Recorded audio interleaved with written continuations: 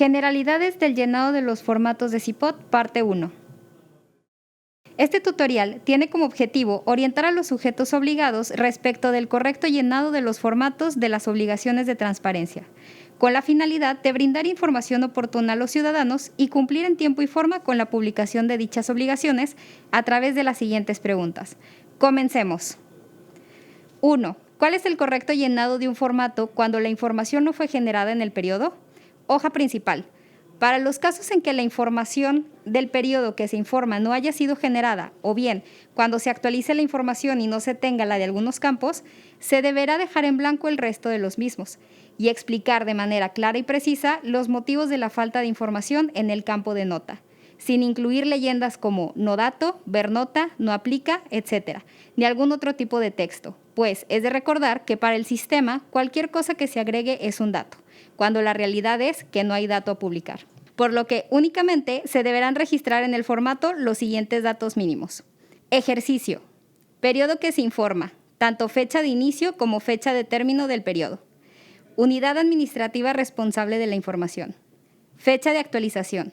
Fecha de validación. Nota, mediante la cual se explicarán los motivos por los cuales no se publica o genera información. Campos tipo tabla. En caso de que no exista información a cargar de forma total o parcial en los campos tipo tabla, se debe asegurar que estos campos tengan el ID que corresponda en la hoja principal y en las hojas secundarias, sin necesidad de cargar ningún dato. Es decir, dejar en blanco los campos sin información, con las aclaraciones necesarias en el apartado de nota. Número 2. ¿Qué podríamos incluir en el apartado de nota al llenar un formato? El apartado de nota nos permite incluir las aclaraciones necesarias que correspondan para cada formato en lo particular.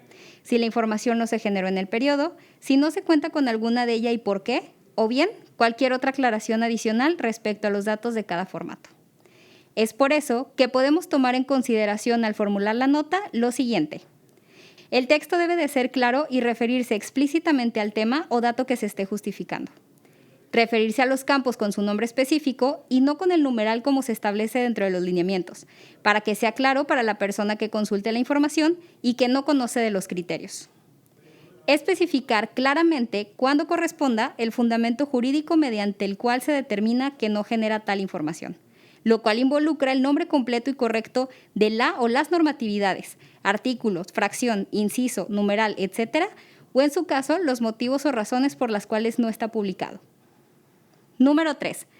¿Debe añadirse un nuevo registro al formato si la información se generó después del periodo que se reporta? La respuesta es no. Esto porque puede ser que una vez concluido el periodo en el que se deba actualizar el formato, la información recabada que generó el área responsable no contenga todos los datos. ¿Qué se debe de hacer en ese caso? Publicar los datos con los que cuentan sus registros, es decir, incluir la información que generó en ese periodo y que está documentada y dejar en blanco aquellos datos que aún no se han generado, explicando lo conducente en el apartado de nota. Por último, una vez que los datos faltantes del periodo concluido se tengan o generen, se publicarán en el registro ya existente, sin añadir un nuevo registro, actualizando las fechas de actualización y validación que correspondan. Si requieres de mayor información, acude a la Comisión de Transparencia y Acceso a la Información del Estado de Nuevo León.